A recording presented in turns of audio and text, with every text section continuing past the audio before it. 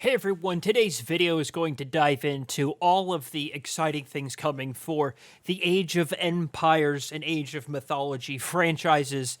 AOE.com, ageofempires.com, dropped a few pieces of information, which I'll put in the description for you, of the new exciting changes coming to both AOM Retold and Age of Empires 2. Really, this video is going to focus on Age of Mythology Retold. Not only are we getting some more details on the Immortal Pillars expansion pack, but it is coming to a brand new platform. We're going to dive into all of that. Let's start with where the expansion is launching and when the expansion is launching.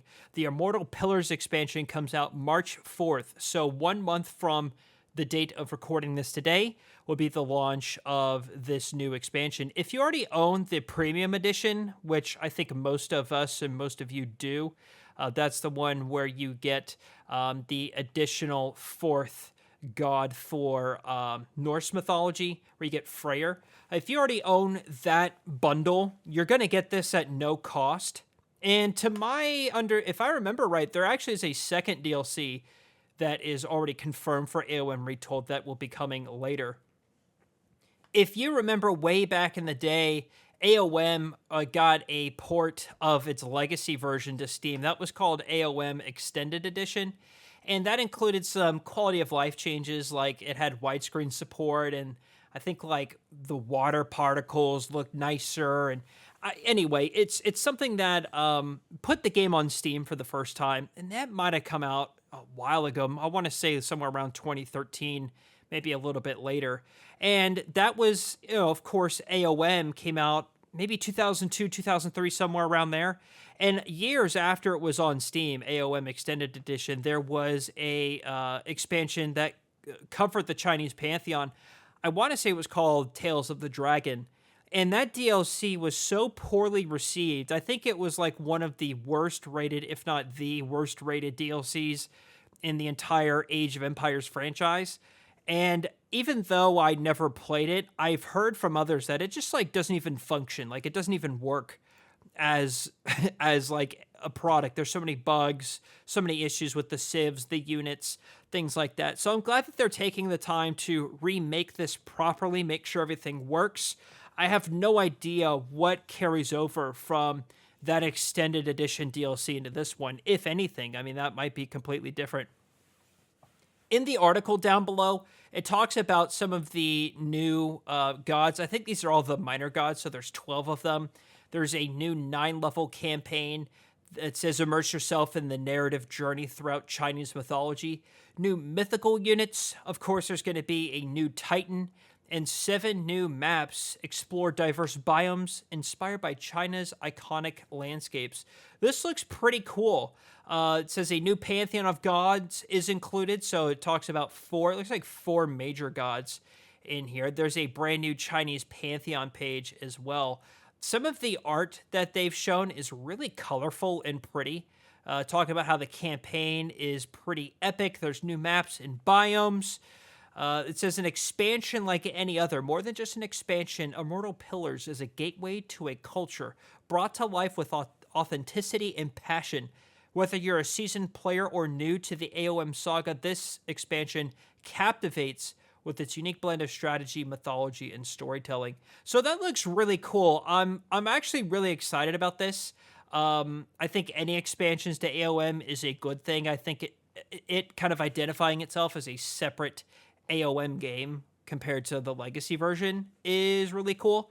I'm looking forward to trying this. So there'll be some gameplay on the channel. I just hope it includes some bug fixes that I complain about, particularly with connection issues in team games that got mixed reception by the audience. So that's a new expansion for AOM Retold.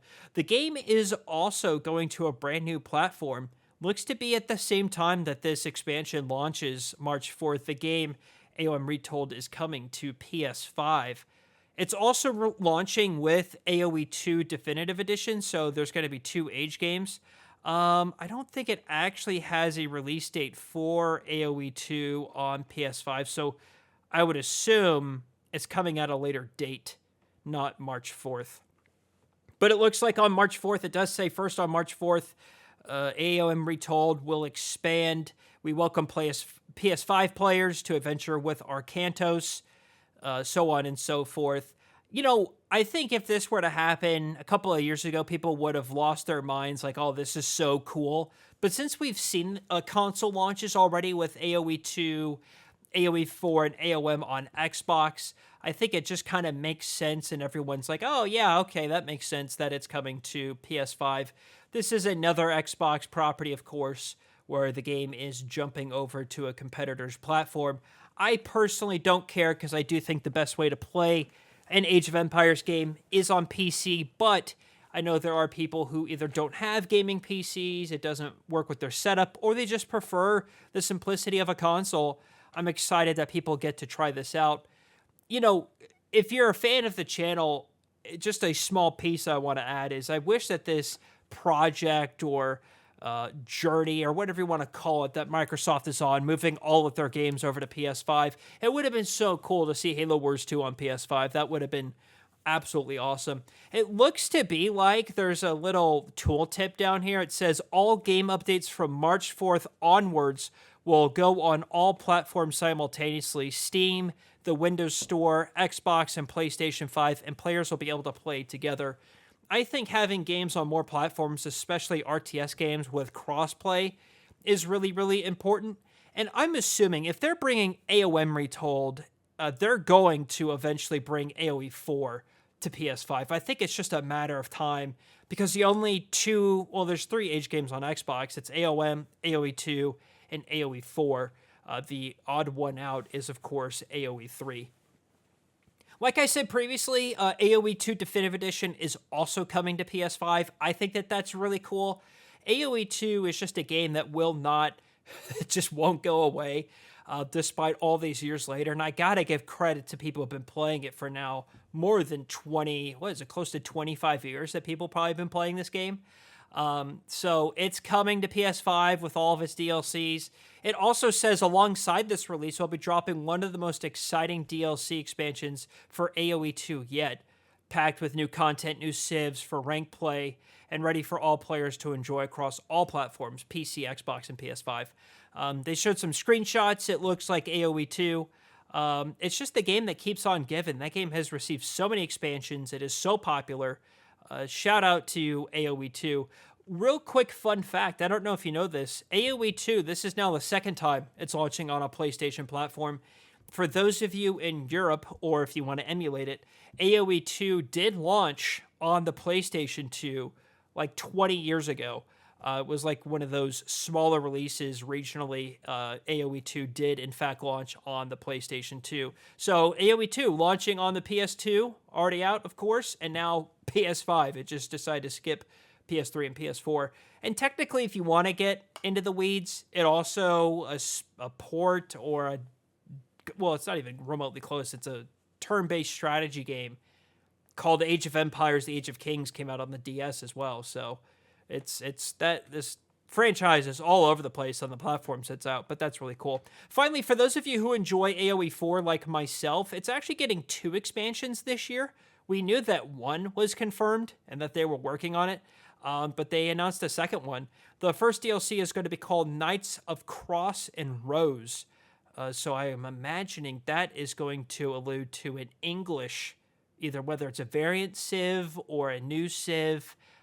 Really exciting stuff. So we'll see what that all entails. But Age of Empires, a lot of stuff happening. Exciting stuff to be a fan of the franchise, and I can't wait to see what is happening.